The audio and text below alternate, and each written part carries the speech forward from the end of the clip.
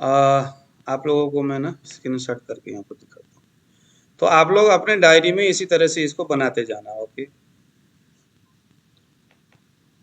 यह चीज जो है ना, देखो मुझे पता चल पा रहा है कि आप में से कितने लोग जो किन किन चीजों को आप लोग पहले से जानते आए हो। जब पता होता है तो फिर हमें भी थोड़ा सा ये होता है कि हाँ, हमारी पढ़ाने की जो लाइन है थोड़ा अलग तरह से हो, है ना। नहीं तो हम तो फिर सरल तरीका से, देखिए जरा, हम मान लीजिए ऊपर ये एक लाइन खींच लीजिए और यहाँ पर एक लाइन खींच लेला, यहाँ पर लिखिए आप नक्षत्र, यहाँ पर लिखिए आप राशि, राशि के नीचे यहाँ पर, है ना, यहाँ पर एक लाइन नीचे खींचिए, इसमें लिखिए अंश। क्या लिखना है यहाँ पर? अंश लिखना है आपने। अब ये बीच में आ जाते हैं ना तो वो सारा गड़बड़ा जाता है। अंश लिखना है, पहले लिखना है राशि, राशि के बाद लिखना है अंश। मैं फिर से करता हूं, बीच में कोई आ जाएगा तो फिर वही हाल हो जाएगा। यहां पर एक खाना इधर बन गया, इसमें आप लिखिए नक्षत्र, यहां पर लिखिए राशि, यहां पर लिखिए अंश, यहां पर लिखिए कला, यहां लिखिए से, इसमें लिखना है से, ठीक है। अब यहां पर फिर वही राशि, अंश, कला, यहां 3 खाना और यहां ऐसे। अब यहां पर आप लिखिए जरा अश्विनी, 1 नंबर में, इधर 1 नंबर दे देना, अश्विनी लिख लीजिएगा। और इसके नीचे चाहो तो ऐसा भी आप कर सकते हो। यहां पर आप लिखिए 0, यहां लिखिए 0, यहां लिखिए 0, यानी 0 राशि। छान दिए सारा? हाँ, थोड़ा धो लेना। राशि, यह हो गया अंश, यह हो गया कला। ओके, तो नक्षत्र अपना ये ना पूर्व संपात से, प्रथम बिंदु से हम इस नक्षत्र के शुरू कर रहे हैं यहाँ पर अश्विनी को, अश्विनी से। इसलिए यहाँ पर ये 0 राशि 0 अंश एकदम शून्य संपात से शुरू हो रहा है। कहाँ तक जाएगा? तो यहाँ लिखना है, ये से हो गया, यहाँ पर लिखना है आपने 0 राशि, यहाँ लिखना है आपने 13 अंश, यहाँ लिखना है आपने 20 कला। आपने उस दिन पढ़ा था ना, 13 अंश 20 कला। ये यहाँ पर एक लाइन और खींचिए, 13 अंश 20 कला जो है वो एक नक्षत्र, सूर्य जब कोई भी जो ग्रह है किसी नक्षत्र से जब आगे की ओर गोचर करते हैं तो 13 अंश 20 कला का वो लंबा जो रास्ता, जो पटरी है, वो अश्विनी नक्षत्र का होगा। अब यहां आप लिखिए भरणी, इसी तरह से ना। अब भरणी के आगे आपने कितना लिखना है? 13। सर ये राशि में मेष डाले क्या? नहीं, अभी मेष डालने की जरूरत नहीं है। मेष क्यों डालना? अच्छा, आप यहाँ अच्छा, जस्ट, आप यहाँ सिर्फ नक्षत्र ही लिखते रहिए। 13 यहाँ पर 0 लिखना है राशि के नीचे, क्योंकि अब ये 0 में नहीं आया है, अभी राशि में नहीं आया। अंश में आपने क्या लिखना है? यहाँ पर 13 अंश, भरणी में 13 अंश 20 कला से, इस तरह से ना आपने नोट करना है इसको। 13 अंश 20 से में ऐसा करके आपने कॉमा दिया। फिर कितना है उसमें? 13 अंश 20 कला में आप जरा 13 अंश 20 कला को जोड़िए तो कितना होगा? जोड़ के देखिए, इसी तरह से जोड़ना है। 26 अंश 40 कला। हाँ, 13 अश्विनी में, हाँ जी, अश्विनी नक्षत्र में 13 अंश 20 कला है। हाँ, तो उसके बाद से के बाद फिर क्या है? से के बाद देखो, अश्विनी नक्षत्र के पहले तो 0 है ना जी, प्रथम शून्य संपात से शुरू हो रहा है। अच्छा, उसके बाद तो 0 0 होगा। जीरो राशि 13 अंश 20 कला तक अश्विनी नक्षत्र का क्षेत्र है। 20 कला। यहाँ पर ना हमें आदत अच्छी बनाने के लिए जीरो राशि भी हमें यहाँ पर जोड़ना है। अब आ गया, इसको अभी हम इग्नोर करेंगे। यहाँ पर हमें जीरो, यह जीरो क्या है, यह हमारा राशि है। अब इस समग्र को हम जोड़ेंगे, तो जोड़ते वक्त 0 0 0 हो गया, 2 दूना 4 हो गया, और अंश ये कला हो गया, 3 दूना 6, 1 1 2, ठीक है। और इधर राशि में जीरो। हाँ जी, जीरो राशि 26 अंश 40 कला। एक सेकंड ना, यहाँ पर एक जो है संदीप जी, जल्दी आया करिए, है ना आप लोग। अच्छा चलिए। अच्छा गुरुजी, एक चीज और मैंने इसमें जो है किया है कि जो हम लोग भाग देते थे 13 और 0.33 आता था, हाँ, तो 33 डिग्री 1 पाई होता है उसका मान। तो 33 सही, 33 और 1 पाई, तो उसका जब 3 से करेंगे वो 100 होगा। तो उसको 3 गुना करते हैं तब 100 होता है, लेकिन कला जो होता है वो 60 में ही होता है। हाँ 60 में होना। तो वो 20 तिहाई 60 होता है, और 33 से सही 1/3 जो होता है वो जब गुणा करेंगे तो 100 होता है। तो वो 3 का डिवाइडेशन होता है उसमें, इसलिए उसको 20 कला बोलते हैं, क्योंकि वो 60 में होता है। हाँ जी गुरुजी।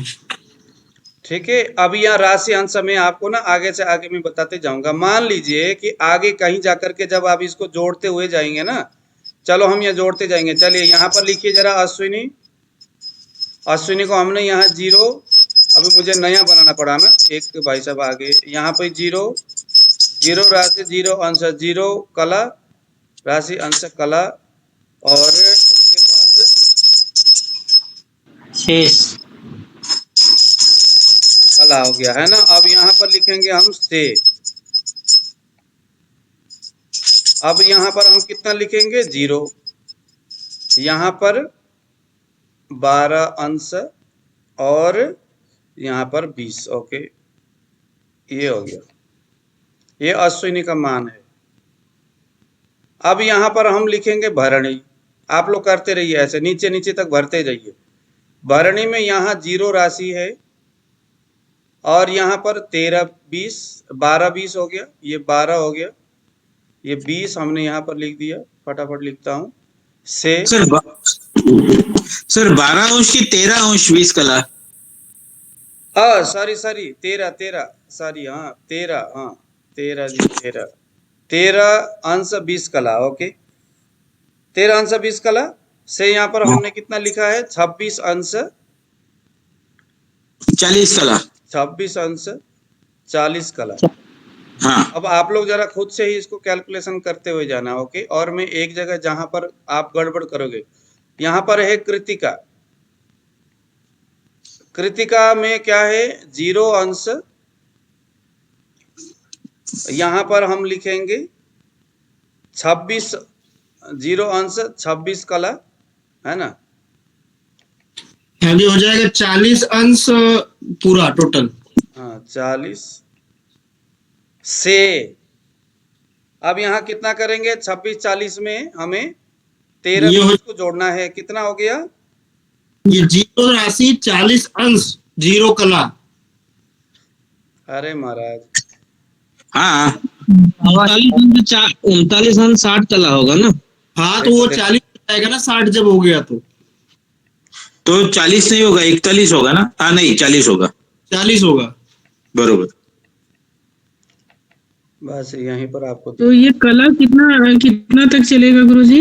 वही मैं बता रहा हूँ, बस आप पहुंच गए।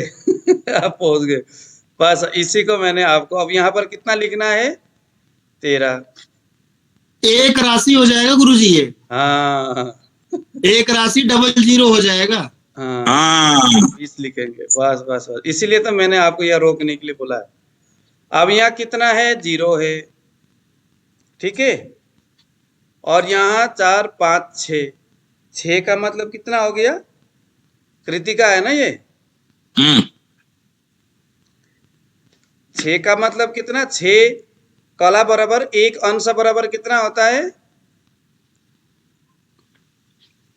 भाई, 60 कला बराबर 1 अंश होता है। जी गुरुजी। तो 60 यहाँ देखो 40, 4 में 2 6 तो 0 हो गया ना, यहाँ पर 1 कला हो गया, पर 1 अंश हो गया यहाँ पर। जब तक यह अंश नहीं होगा, 60 तक नहीं पहुंचेगा, तब तक हमें उतना ही मान यहाँ देना है। जैसा ही 60 पहुंचेगा, तो 60 पहुंचने का मतलब क्या है, एक अंश बन गया। 60 बनने का मतलब एक अच्छा। अंश बन गया ना। एक अंश बना, ओके। हाँ, एक अंश बन गया। तो जब एक अंश बनेगा तो यहाँ पर हम क्या करेंगे, 0 कर देंगे। अगर मान लो कि यहाँ पर 21 होता तो यहाँ 61 हो जाना था। 61 होते ही हम यहाँ कितने लिखते, यहाँ पर 0 1 लिखते और 1 उधर चला जाता। 1 मतलब अंश, 1 अंश चला जाता, क्योंकि 1 अंश बराबर 60 कला है। 1 अंश बराबर कितना कला है, वो आपने वो देखो, ज्योतिष में हर रोज जो सिद्धांत दिया जाता है, हर रोज उसको एक दूसरे के साथ जोड़ते हुए जाना है, हमें उसको याद करना है। तो इस हिसाब से इसमें गुरुजी 1 राशि और 10 कला 10 अंश हो जाएगा ना गुरुजी। अब यहाँ पर आगे क्या होगा, देखो जरा, यहाँ पर अब हम क्या लिखेंगे, 1 इधर चला गया। यहाँ जी 13 गुरुजी। था, 13 में 26 था, 26 में 27 हो गया। ये अंश है 27। और ये कला है, 27 हो गया। 7 में जी 3 गुणा गुरुजी। कितना हुआ, 10 0 हो गया। हाँ 10 का 0। मतलब है 0। हाँ, और अब ये 2 बच 1 गया, 3 2 1 3 ये कितना हो गया, 4। हाँ तो कितना हो गया, 40। ये 4 हो जाएगा। लेकिन लेकिन हाँ गुरुजी। हाँ लेकिन हमारा जो है, जो एक राशि है,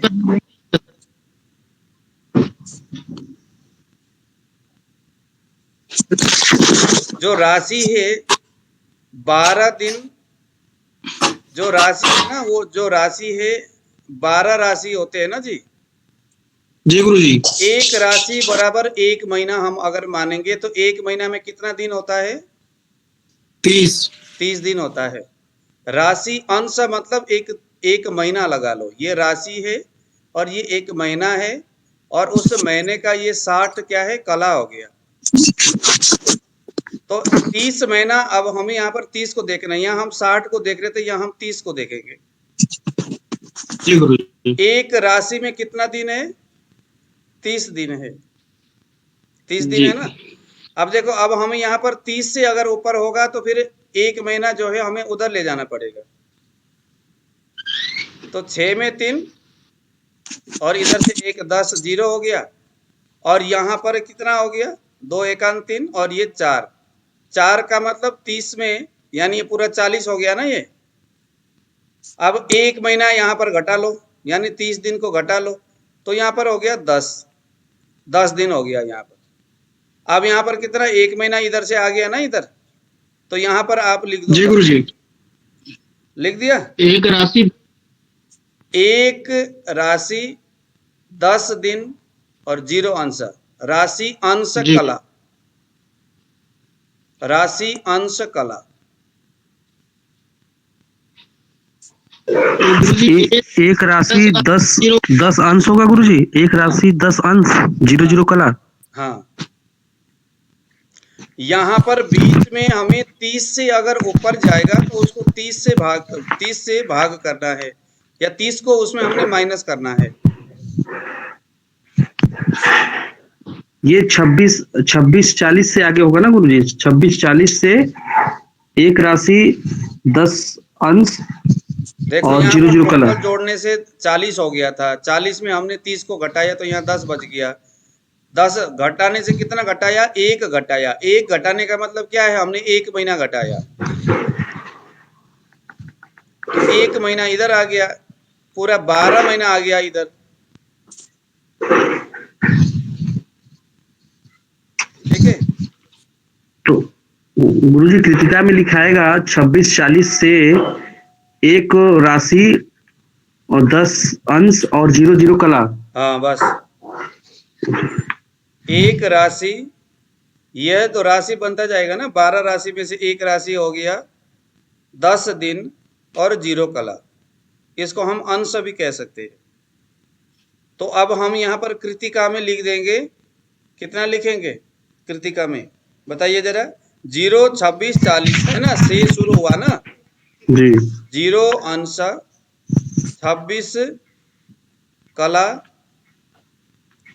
जीरो राशि गुरुजी, जीरो राशि, हाँ जी, 26 अंश 40 कला, 40 कला 40 कला से हमारा से कितना हो गया, एक राशि, एक राशि, यहाँ पर लिखेंगे 10 यहाँ लिखेंगे 10 10 दिन 10 अंश, जी। 0 कला। इसी तरह से आप करते रहिएगा, ये आपका सारा सिस्टम आगे से आगे जुड़ता जाएगा, ठीक है। हो गया।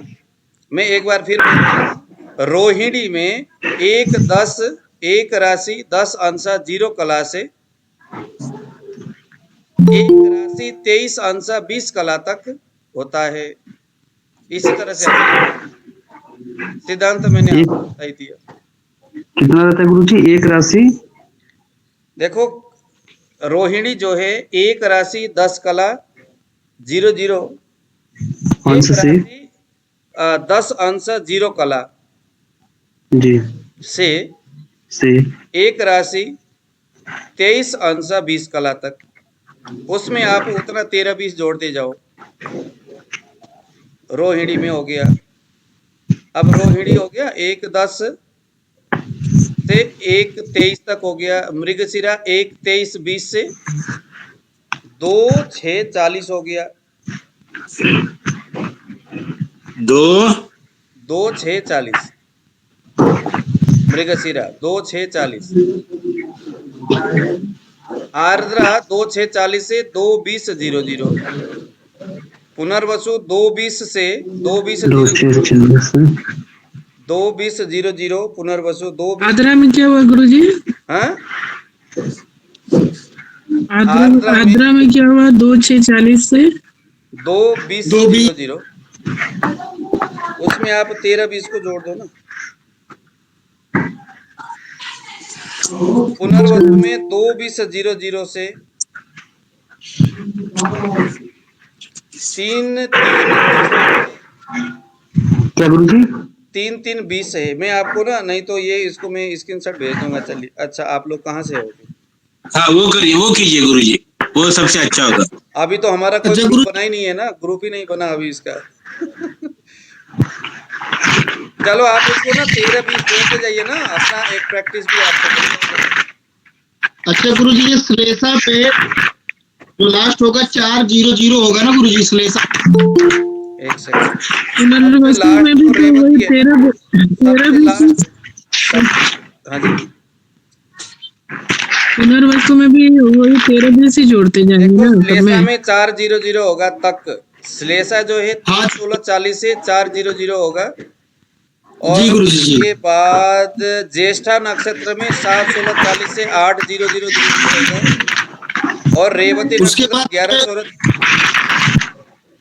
गुरुजी उसके बाद तो ये फिर जो है उसी का जो है प्रतिरूप आता जाएगा, मतलब पता भले चला जाए प्रतिरूप आता जाएगा। हाँ, फिर अंतिम में रेवती नक्षत्र 11 16 40 से 12 0 0 0 रहेगा। 12 राशि है ना, ये राशि को हम नक्षत्र जो है, हमने आपको बताया था ना कि एक भगड़ है, उसमें क्या कहते, एक सेकंड, चलिए ये हो गया सारा। गुरुजी इसका चार्ट ना आप अपना वाला भेज दीजिएगा, मैं भेज किसी भी ग्रुप में डाल दीजिएगा। गुरुजी मर्म वाले में इसको डाल दीजिए, वो स्क्रीनशॉट इसका मिला लेंगे ना कि ये सही है या नहीं है हमारा। अभी भेज, मैंने इसको स्क्रीनशॉट करके भेज दिया, गूगल से निकाला था। हाँ एक बार मिला लेंगे हम लोग। हेलो जी। लेकिन उसको आप लोगों ने ना अपने से, अपने एंड से उसको करना है। अब ये चार्ट से देख के नहीं करना। ज्योतिष में ना कैलकुलेशन का ही बड़ा मायने रहता है। फिर तो चार्ट तो दुनिया भर के गूगल में पड़ा हुआ, इधर उधर पड़ा हुआ। चलिए सबको मैंने भेज दिया। ओके, अब गुरुजी ये जो होगा गुरुजी इसमें, हाँ? जो 8 8 0 होगा गुरुजी इसमें, उसमें ज्येष्ठा नक्षत्र में होगा। ज्येष्ठा में 800 होगा और रेवती में 1200 होगा गुरुजी। हाँ, रेवती में 12 राशि होती है ना जी, तो मीन राशि हो गया रेवती। रेवती नक्षत्र जो है ना वो मीन राशि को बताने वाला नक्षत्र है। जी गुरुजी। और इसमें जो है 4 तिहाई 12 होगा, इसमें 9 तिहाई 27। पहले 9 जो अब आप ना यहाँ पर अंदाज लगाओ ना, मेष राशि कहाँ तक हो गया, कृतिका नक्षत्र तक हो गया 1-10 कृतिका नक्षत्र के। जी गुरुजी। मेष राशि अब ये हो गया कृतिका। मेष राशि अगर हम कहे 0 से लेकर के रोहिणी तक लगा लो मेष राशि। मृगशिरा से आपको मैंने चार्ट भेज दिया अभी, तो देखो मृगशिरा से वृष राशि शुरू हो गया 6 अंश से। उसके बाद ये जो वृष राशि कहाँ तक खत्म हो गया, ये आर्द्रा तक खत्म हो गया। तो इसी तरह से आगे आप देखते जाइए। अच्छा, अब हमने जो पंचांग जो कल देखे थे उसी पंचांग में हम आएंगे जरा, है ना, क्योंकि वही पंचांग ही आपको पढ़ाने का एक आधार है ना मेरा, उसी के आधार से मैं आप लोगों को पढ़ा रहा हूँ। आजा भाई, पंचांग किधर है, तो आजा।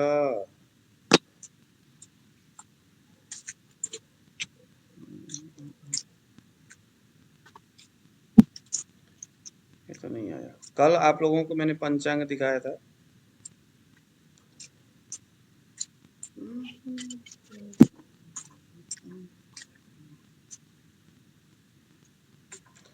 उसी को दिखा के मैं आपको पढ़ाऊंगा।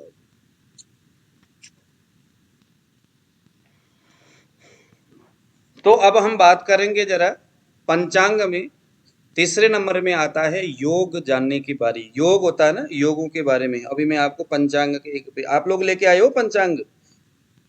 पंचांग कौन कौन लेके आए हैं? जी गुरुजी। जी गुरुजी लिए। अब वहां देखिए जरा। ले लिए। हाँ जी, पंचांग मैंने भी लाया गुरुजी। हाँ, तो देखिए जरा उस पंचांग में योग लिखा हुआ है ना। अब पंचांग में देखिए जरा वहां पर ना बैसाख जेठ आषाढ़ वगैरह जो है वो लिखा हुआ है।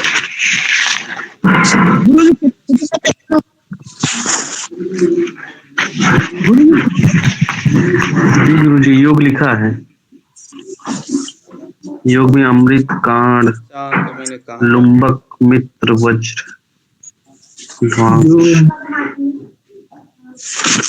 धूम्र, प्रवर्धमान, राक्षस। गुरुजी तो इस साल का पंचांग चाहिए? कोई भी हो। गुरुजी योग का है गुरुजी, हाँ? योग का है, मतलब इसके बाद देखेंगे योग। हाँ। ये आप लोग देख पा रहे हैं स्क्रीन में जो मैंने अभी यहाँ में दिखा रहा हूँ? हाँ जी, आप लोग ये स्क्रीन को देख पा रहे हैं आप लोग? जी गुरुजी दिख रहे हैं। गुरुजी दिख रहा है, थोड़ा सा बड़ा कर दीजिए ना फोटो। अरे इससे बड़ा क्या करेंगे आप भैया? नहीं तो गड़बड़ हो जाएगा, आप बड़ा मत करिएगा, नहीं तो फिर दिक्कत हो जाएगा। हाँ। यहाँ वहां से बड़ा करके देखिए ना। लैपटॉप के स्क्रीन में भरा हुआ है। अच्छा देखिए जरा, हमने कल क्या किया, संवत्सर को जाना, आषाढ़ श्रावण भादो वगैरह ये 12 महीने के बाद हमने किया। ये दिनमान के बारे में हमने, आप लोग देख रहे हो ना मेरा कर्सर कहाँ कहाँ जा रहा है, ये माउस। दिनमान हमने कल पढ़ लिया। दिनमान को कैसे हमें दिनमान निकालना है, सूर्योदय सूर्यास्त के आधार से हमने कल पढ़ लिया। सूर्यास्त में सूर्योदय को घटाना है। अब चूंकि ये तो घंटा मिनट में है, तो घटाने के बाद उसे आपने घटीपल को बनाना है। घटीपल होने के बाद उस घटीपल, वही घटीपल जो है ये हमारा दिनमान होगा। आप देखिए यहाँ पर ऊपर तिथि लिखा हुआ है और इसके नीचे 1 2 3 4 5 6 7 15 का मतलब नीचे 15 लिखा है ना, इसका मतलब है पूर्णिमासी। जहां शुक्ल पक्ष रहेगा वहां नीचे 15 लिखा रहेगा। यहाँ अगर कृष्ण पक्ष होगा तो यहाँ पर 30 लिखा हुआ रहेगा। तो तिथि ये प्रतिपदा है। प्रतिपदा मीन्स 1। आप लोग देख रहे हो, 2 यानी दूज, 3 यानी तृतीया, 4 यानी चतुर्थी, 5 यानी पंचमी, 6 यानी षष्ठी, 7 यानी सप्तमी, 8 यानी अष्टमी, 9 यानी नवमी, दशमी, एकादशी, द्वादशी, त्रयोदशी, चतुर्दशी, पंचमी। ठीक है, यह तिथि है। अब आपको पूछेगा सर मुझे एकादशी के बारे में बताइए, कब है एकादशी? तो यहाँ देखिए एकादशी कहाँ पड़ रहा है, एकादशी यहाँ पर है, और यहाँ से महीना देखिए जून के कब पड़ रहा है एकादशी, 10 तारीख को पड़ रहा है। कितने बजे तक है जी, बोलेंगे वो, क्या बोलेंगे, कितने बजे तक है? तो एकादशी के इसी 21-38 को आप क्या करेंगे, ये तो घटी पला है ना, तो इसको आप क्या करोगे, इसको आप घटी पला को घंटा मिनट में इसको आप परिवर्तित कर दो। तो एकादशी रविवार के दिन है, और ये जो है इसका अगर आप घंटा मिनट निकालोगे तो आप उसको कह दोगे कि हाँ भाई ये तिथि रहा, इतने बजे का है। ऊपर लिखा है समाप्ति काल, ठीक है, ऊपर क्या लिखा है, समाप्ति काल। तो जो नक्षत्र है, जो तिथि है, उस तिथि का वो समाप्ति काल ऊपर लिखा हुआ है।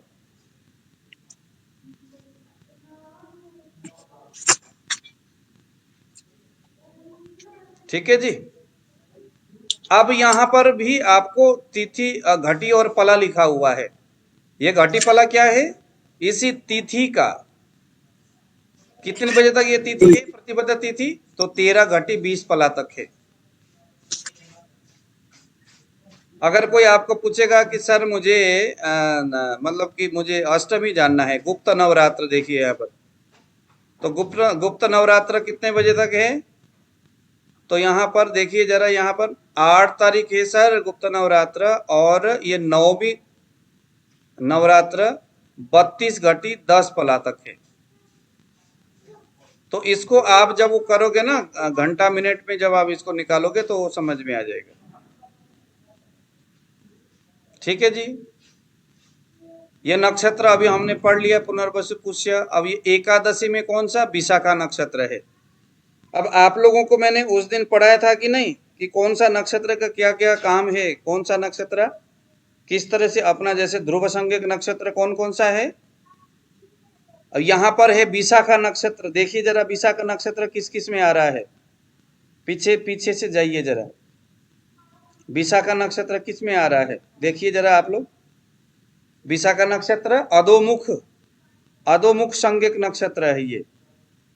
यानी अब हम क्या करेंगे, एकादशी तिथि विशाखा नक्षत्र आ रहा है, तो ये अधोमुख संज्ञक नक्षत्र है, इसलिए हम उनको कहेंगे कि इस दिन हम नीम खोदने का काम, जमीन खोदने का काम, या पानी को कुछ कुआं खोदने का काम, बावड़ी बनाने का काम, जमीन, ये सारी चीज करने का काम विशाखा नक्षत्र के आधार पर हम बोल रहे। लेकिन वो आधार रविवार यश कर रहा है कि नहीं, एकादशी तिथि में वो हम कर सकते हैं कि नहीं। ये नक्षत्र, ये राशि है ना, इस राशि में चंद्रमा गया हुआ है। अच्छा चलो यहाँ से समझ में आ रहा है आप लोगों को मेरी बात। विशाखा नक्षत्र, कोई बोलते ही नहीं यार, अगर समझ में नहीं आया तो बोल देना। आपके जी एक बार और बता दीजिए। आपके सामने कोई आदमी आया, उसने कहा कि सर मुझे भूमि पूजन करनी है, मतलब कि हमें, अथवा बोला कि भाई हमें बावड़ी खनन करनी है, बावड़ी बनाना है। तो बावड़ी यानी अधोगामी क्रियाएं हो रही है। तो विशाखा नक्षत्र क्या है, अधोमुख संज्ञक है। तो विशाखा नक्षत्र के आधार पर तो हमने कह दिया हाँ ये बहुत अच्छा दिन है, क्योंकि अधोमुख संज्ञक जो नक्षत्र है वो विशाखा है, और उसी दिन पड़ रहा है, कौन से, 10 तारीख को। लेकिन एकादशी तिथि क्या उस चीज के लिए सफिशिएंट है? एकादशी तिथि भूमि खोदने के लिए एकादशी तिथि सही है कि नहीं, उसको जानना पड़ेगा। ठीक है। तो एकादशी तिथि जो है भगवान विष्णु का माना जाता है, शुभ दिन माना जाता है एकादशी को। तो एकादशी तिथि में करने से कोई, अब देखो यहाँ रवि बार कौन सा है, रवि है। तो रवि माने एक क्रूर ग्रह है, रवि, सूर्य कौन सा ग्रह है, क्रूर ग्रह है। तो एकादशी और रवि, सूर्य। अब आप देखिए जरा, मैंने आपको जो पढ़ाया था तिथि के आधार पर, मैंने आप लोगों को कुछ पढ़ाया था ना तिथि के आधार पर, क्या पढ़ाया था? शायद मैंने पीछे आप लोगों को कुछ पढ़ाते हुए आया हूं मैं। इतने तिथि को यह बार पड़ता है तो ये होता है, मैंने पढ़ाया नहीं था? हाँ जी जी गुरुजी, रविवार 12/4/12 को। देखिए, एकादशी के दिन रविवार अगर पड़ता है,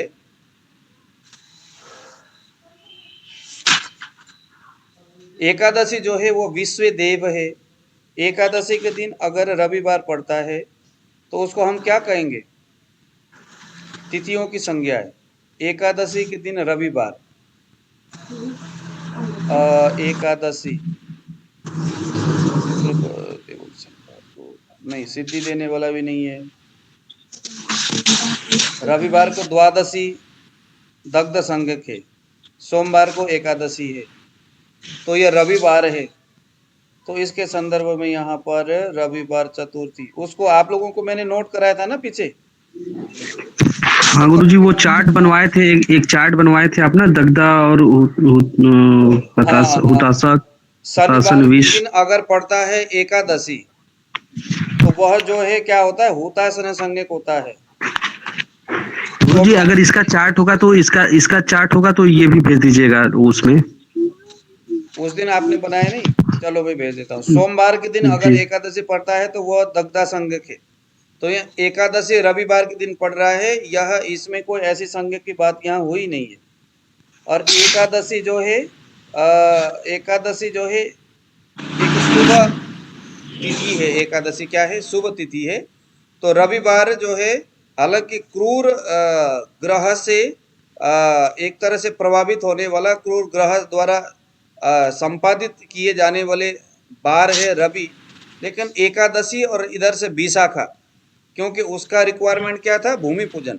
तो एकादशी तिथि भी ठीक है और विशाखा नक्षत्र भी ठीक है, तो इसको हम क्या कहेंगे? हाँ भाई ठीक है। अब यहाँ देखिए जरा योग, अब इस योग को जरा आप नोट करिए जरा, कितने प्रकार के योग होते हैं? 27 प्रकार के योग होते हैं। विषकुंभ योग क्या होता है, किसे बोलते हैं? सूर्य और चंद्रमा के जो कलाएं हैं, उन कलाओं के आधार पर योग का निर्माण होता है। करण का जो निर्माण होता है वो तिथि के आधे भाग के आधार पर करण बनता है। फिर से बता रहा हूं, सूर्य और चंद्रमा का जो कलाएं होते हैं, उस कला, जब सूर्य आगे बढ़ता है तो चंद्रमा जो होता है थोड़ा जल्दी गति, थोड़ा तेज गति से चलता है चंद्रमा, और सूर्य जो है थोड़ा धीमे गति से चलता है। तो चलने के बाद पृथ्वी में इन दोनों की जो जो जो प्रभाव है, उनकी गति का मापने के लिए, उसको देखने के लिए यहाँ पर योग रखा गया है। क्योंकि धरती में सूर्य और चंद्रमा ही प्रत्यक्ष प्रभावकारी दोनों ग्रह है, तो उस ग्रह को समझने के लिए यहाँ पर, है ना, योग है, तो इसे हम अच्छा नहीं मानेंगे, व्यतिपाद योग को अच्छा नहीं मानेंगे। ठीक है, तो इसी तरह से योग कितने होते हैं? 27 तरह के होते हैं। तो इसको आप जरा नोट करिए, हालांकि रिकॉर्ड हो रहा है। सबसे पहला योग का नाम है विषकुंभ,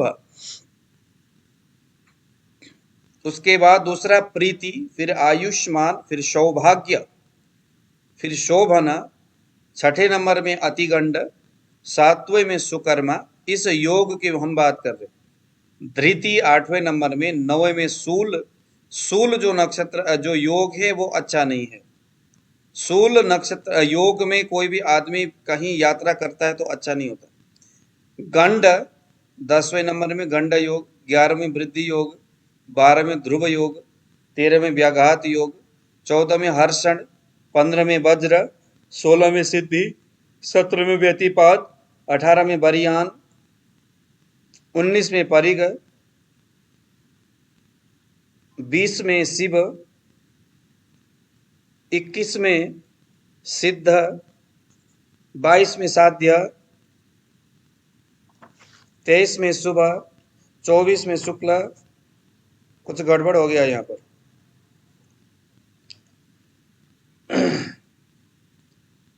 विषकुंभ, प्रीति, आयुष्मान, सौभाग्य, शोभना, अतिगंड, ये 6 हो गया। आप लोग नोट नहीं कर रहे होंगे शायद, है ना। सुकर्मा धृति शूल गंडा ये 10 हो चुका है। वृद्धि ध्रुव व्याघात ये 13 हो गया। हर्षण वज्र सिद्धि ये 16 हो गया। व्यतिपात बरियान और परिग 3 मिलाकर के 20 हो गया, है ना। शिव 21, सिद्ध 22, साध्य शुभ शुक्ल ब्रह्म इंद्र और वैद्युति ये सभी मिलाकर के योग कितने हो गए? 27 योग हो गए।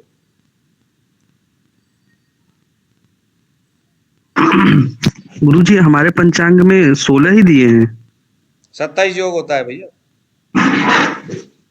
16 तो 16 तो वो तो पंचांग में तो सामने तो 16 दिखेगा ना जी, 15 दिन ही तो है, अब वहां का 27। अच्छा, जो योग है वो 27 ही होता है ना। पंचांग में तो खाना ही 15 का होता है जी 16 का ही होता है ना खाना, 15 का प्रतिपदा। गुरुजी मेरे पंचांग में ग्रह ग्रह के योग बोला है, बाकी कुछ नहीं बोला है। क्या और बोला है? ग्रह ग्रह के योग। अच्छा, उसमें पंचांग देखिए ना, मैं आपको यहाँ पर दिखा रहा हूँ ना, इस तरह का प्रामाणिक आपके इसमें मैं देख रहा हूँ, इसमें नहीं है, मेरे को पंचांग में नहीं है। अच्छा, तो ये योग अभी मैंने जो गिना है वो योग है। उस योग कब तक है वो योग, वो दिखाने के लिए यहाँ पर देखिए 10 घटी 53 पला। ठीक है जी, 10 घटी 53 पला हो गया। योग के बाद आ गया करण। अब जो करण है वो 11 होते हैं करण। जो तिथि है ना उसके आधे भाग को करण बोलते हैं। तिथि का आधा, जैसे ये तिथि है, इस तिथि का जो मान है उस मान का जस्ट आधा करण का मान होता है। जितना भी तिथि का मान होगा उसके आधा करण का मान होगा। तो करण में सबसे पहला नाम है बब करण, दूसरे का नाम है वालव, यहां पर बालव से शुरू हो गया है। तीसरा है कौलभ, चौथा है तैतिल, पांचवा है गर, छठा है वणिज, सातवां है विष्टि, आठवां है शकुनी, नवां है चतुष्पद, 10वां है नाग और 11वां जो है वो किंस्तुभ। करण की जरूरत कहाँ पड़ती है और क्यों पड़ती है? जैसे किसी आदमी को कोई भी शुभ और अशुभ कर्म करना है, कुछ भी करना है, और उसे तिथि के आधे हिस्से तक कुछ करना है ना, क्योंकि तिथि तो जो है कि तिथि का मान तो बड़ा लंबा होगा। उस लंबे मान से आधे मान तक अगर हम इसको देखेंगे तो यहाँ से हमें अंदाज लग जाएगा, इनके नाम से हमें अंदाज लग जाएगा। जैसे बालव है तो बालव का एक अपना मायने है, कौलभ का अपना मायने है, तैतिल का अपना। इस तरह से कर्ण का यहाँ पर आवश्यकता होती है। इसके संदर्भ में अगर कुछ पूछना है तो पूछिए, नहीं तो अब हम जाएंगे इसको थोड़ा। ठीक है, अब देखिए जरा यहाँ पर ये कर्ण हो गया, कर्ण के घटिपला समाप्ति काल हो गया। तो बब अगर कर्ण है, बालव है, ये बालव अगर है तो 13-20 है। अब 13-20 को घंटा मिनट निकाल लो तो बालव का वो टाइम जो है वहां तक आ जाएगा, सूर्योदय से। ध्यान देना, सूर्योदय से यहां तक। अब ये आषाढ़ शक, अब ये शक कल हमने बता ही दिया। जिलकाद मुंह, ये भी एक मुस्लिम उसमें मतलब प्रयोग किए जाने वाले हैं, इधर होंगे कोई। ये हमारा महीना हो गया जून, अभी चल रहा है। अगर चल रहा हो तो मतलब कि ये जून हो गया, बोलेंगे अभी तो फरवरी चल रहा है यहाँ पर। तो इस तरह से दिखेगा हमें, है ना।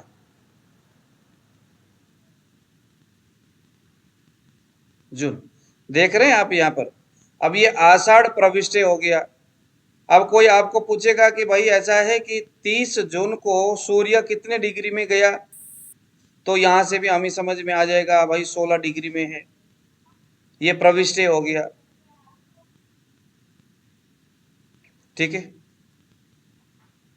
अब ये इसका बड़ा मायने रहता है। चंद्र राशि प्रवेश घटी पला, चंद्र राशि चंद्र राशि प्रवेश, जो चंद्र ग्रह है वो किस राशि में इस तिथि को या इस बार को प्रवेश किया है, इसका शकुन में, यात्रा में, विविध प्रकार के काम में बड़ा मायने रहता है।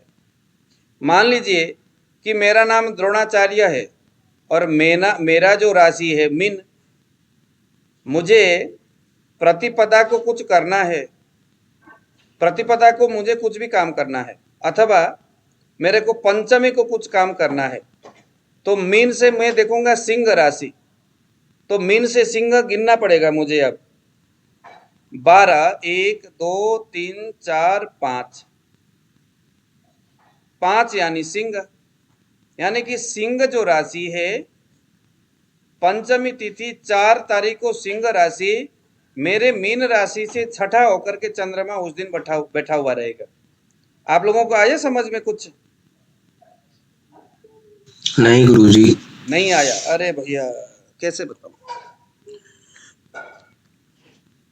देखो ये सिंह राशि, सिंह का मतलब है 5, सिंह का मतलब है 5।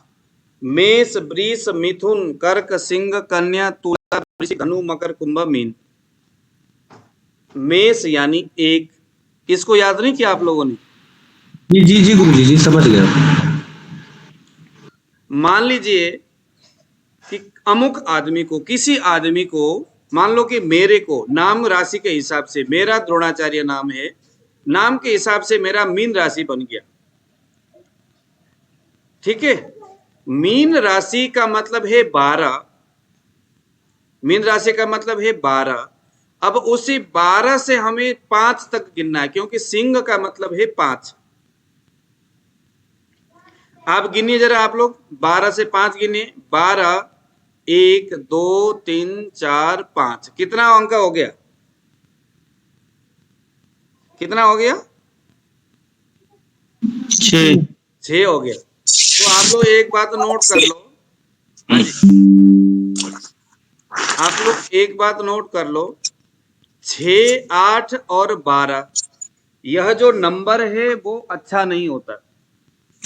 इन नंबरों में अगर कभी चंद्रमा आता है तो विशेष करके शुभ कर्म करने में अच्छा नहीं माना जाता। अब यहाँ पर कितना नंबर? 6, यानी रोग भाव है 6, रोग स्थान, रोग वाला भाव है 6। तो मेरे जन्म राशि जिस भाव में बैठा है, ट्रांजैक्शन में उस भाव से छठे भाव में चला गया, यानी कि शत्रु भाव में चला गया चंद्रमा उस दिन। समझ में आया? हाँ जी।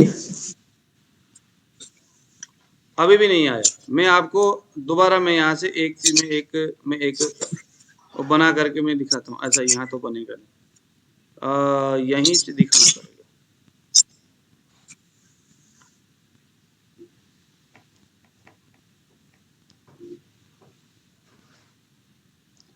आप लोग ये स्क्रीन को देख पा रहे हैं आप लोग?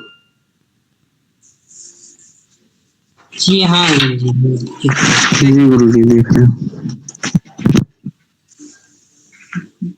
आप लोग भी अपना अपना ये बनाइए, जरा खाना बनाइए, इस तरह से 12 खाने बनाइए।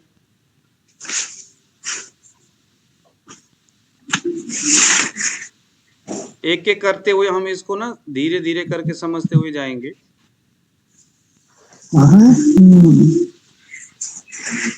आप लोग बना रहे हो अपने एंड से खाने? बन गया गुरुजी। अब मैं तो कर्सर चलाने में यहाँ पर ना मेरा, अरे ये देखो फिसल जाता है ना ये। अब मान लीजिए, होगी, एक सेकंड, ये एक हो गया। मेष राशि यहाँ है, यहाँ पर वृष राशि है, यहाँ पर 3 मिथुन राशि हो गया, यहाँ पर 4 कर्क, यहाँ पर 5 यानी सिंह। आप लोग बोलते जाइए, 5 यानी सिंह, 6 यानी कन्या, हाँ, 7 यहाँ रहेगा, इसका मतलब तुला, 7 यानी तुला, हाँ, 8 मतलब वृश्चिक, वृश्चिक, 9 मतलब धनु, हाँ जी, धनु, 10 मतलब मकर, धनु मकर, मकर। 11 मतलब कुंभ, कुंभ,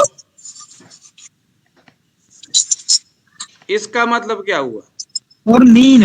मीन हो गया। आप देखिए जरा, ये जो 1 लिखा है इसका मतलब, इसका जो ये जो है ना, अब मान लीजिए कि मेरा जो राशि है वो कितना है, मेरा द्रोणाचार्य, तो ये 12 नंबर है, ये मेरा राशि है, आपका मीन राशि है गुरुजी। मेरा मीन राशि है। ठीक है। अब उस पंचांग में चंद्रमा उस तारीख को कौन से राशि में गया था? मीन राशि में गया था, सिंह राशि में था ना। सिंह राशि में। तो ट्रांजैक्शन में चंद्रमा यहां पर आया है, ट्रांजैक्शन में चंद्रमा यहां आया उस दिन के हिसाब से। तो मैं अब यहां से गिनूंगा 1 2 3 4 5 और ये 6। तो फिर गुरुजी आपका लगन हुआ, मीन लगन हुआ फिर। लग्न तो चलो अलग है, अभी हम सिर्फ राशि देख रहे हैं ना। अभी राशि मेरा ठीक है। लग्न अलग है, तुला लग्न है, लेकिन मेरा जो नाम का जो राशि है ना, वो देखो चंद्रमा जहां बैठता है कुंडली में वो राशि होता है। वो राशि, हाँ जी। ठीक है। तो मेरा जो चंद्रमा जब मेरा जन्म हुआ तो मीन राशि में था, 12 अंक में था। तो क्या राशि हो गया? मीन राशि मीन। हो गया। ठीक है। अब यहां से चंद्रमा के पास जाने में कितना, यहीं से गिनना है। 12 में मेरा राशि चंद्रमा है, तो 12 से ही 12 को 1 गिनेंगे, 1 को 2 गिनेंगे, 3 4 5 6। अब मैं आपको बताऊं कि 6 8 और 12 ये जो भाव होता है ये बहुत अच्छा नहीं होता। इन भाव में गया हुआ जो ग्रह होता है अपने राशि और जन्म लग्न से, इन भावों में जन्म लग्न से 6 ये हो गया, 8 ये हो गया, 12 ये हो गया। तो यह जो खाना जो होता है उस जगह के लिए, उस ग्रह के लिए बहुत अच्छा नहीं होता है। तो चंद्रमा मेरे राशि जन्म राशि के हिसाब से मेरा चंद्रमा अभी कहाँ आया, यानी कि यहां से उठ करके मेरा चंद्रमा यहां पर आ गया ना। यानी अब हम क्या बोलेंगे, चंद्रमा जो है अपने स्थान से उठ करके छठे यानी शत्रु स्थान में, रोग भाव में आ गया। इसका मतलब है उस दिन मुझे कोई भी शुभ कर्म करना नहीं चाहिए। किस दिन? 4 तारीख को। बेशक पंचमी अच्छा दिन है, तिथि है, चंद्रमा सोमवार भी बहुत अच्छा है, मगा नक्षत्र भी अच्छा है, सिद्धि योग भी अच्छा है, बाबा ये करण भी अच्छा है, लेकिन बेकार क्या है? सिंह राशि में चंद्रमा आ गया और मेरे जन्म राशि से क्या छठा वाला है। ये समझ में आप लोगों को? गुरुजी आप बोले छठा घर यानी शत्रु भाव ना? हाँ जी, छठा तो वैसे यानी शत्रु भाव, 8वां यानी मृत्यु वाला भाव, 8वां, 12 यानी नाश, लॉस, एक्सीडेंट, खराबी, समस्या, टूटना फूटना, 12वां, 8वां 8 वाला अपने राशि से जहां 8 नंबर पहुंचेगा वो क्या है? अचानक दुर्घटना, मृत्यु, संकट। छठा यानी शत्रु, रोग, 12 यानी हॉस्पिटल, दुर्घटना। ये सारे 12 नंबर से होगा। ठीक है। तो आज हम इतना ही, कल से हम राशि के ऊपर बात करेंगे। धीरे धीरे ये चीजें समझ में आएंगे। इतना जल्दी ज्योतिष समझ में आ जाए तो फिर सारे ही लोग ज्योतिषी बन जाने थे, है ना? मैं गुरुजी ये पूछता था कि आप है ना वो 12 खाने जो है उनका भी डिटेल बताइए ना। मतलब जन्म स्थान क्या बताता है, दूसरा स्थान क्या बताता है, आप बोले कि छठा स्थान यानी रोग स्थान। हाँ, पहले हम राशि देखो, पहले जन्म नक्षत्र को जानेंगे, नक्षत्र के बाद पंचांग को जानेंगे, पंचांग के बाद अब हम राशि को कल से सीखेंगे, उसके बाद फिर ग्रह को सीखेंगे, फिर उसके बाद भाव को सीखेंगे। कैसे भी आप जो सही समझे, स्टेप बाय स्टेप ना। पहले देखो, सबसे छोटा जो मेजर चीज है पहले उसको समझेंगे, एकदम जड़ पकड़ करके जाएंगे तो अच्छा है, सीधे ही भाव में जाएंगे तो बेकार हो जाएगा। जब हम नहीं, भाव, हाँ जी, जो आप सही समझे। हाँ, तो अभी आपने क्या करना है, इधर उधर से नक्षत्र के बारे में पढ़िए, बुक्स वगैरह आपके पास होगा, और आप पंचांग के योग हो गया, करण हो गया, इसके संदर्भ में और भी विस्तृत जो बातें हैं, क्योंकि ज्योतिष तो जीवन पर्यंत पढ़ने पर भी, देखो मैं बचपन से पढ़ा हुआ हूँ, अभी भी मैं पढ़ ही रहा हूँ, तो ये तो अथाह सागर है ना जी। लेकिन फिर भी क्या है कि बस अपने से भी आप लोग उसको स्टडी करते रहिए, ठीक है। तो चलिए आज का हमारा क्लास यहीं पर हम करेंगे। गुरुजी वो वाला